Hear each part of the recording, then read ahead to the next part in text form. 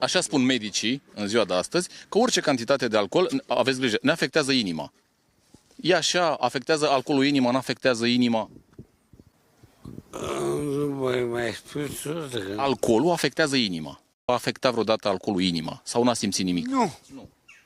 Nu. Pentru mine mă afectează prostii din Parlament. Dar nu, alcoolul nu ajunge la inimă, nu? Nu. Dar unde ajunge el? În viață, la mine ajunge la minte. Am înțeles ce spune. Dar în niciun caz la inimă. Nu. Aici n-a simțit niciodată nimic rău aici. Nu. Așa se spune acum că alcoolul vine la inimă și... Acolo mai dorează dacă nu știi cum să-l faci și nu cum să-l realizezi. Mulțumesc mult de tot. Beau o jumătate de kil. Dar spuneți că n-ajunge la inimă, n-are legătură Nu are nimic cu inima și am o jumătate de kil de țuică acilea, care pot să-l beau până diseară, adică nu diseară.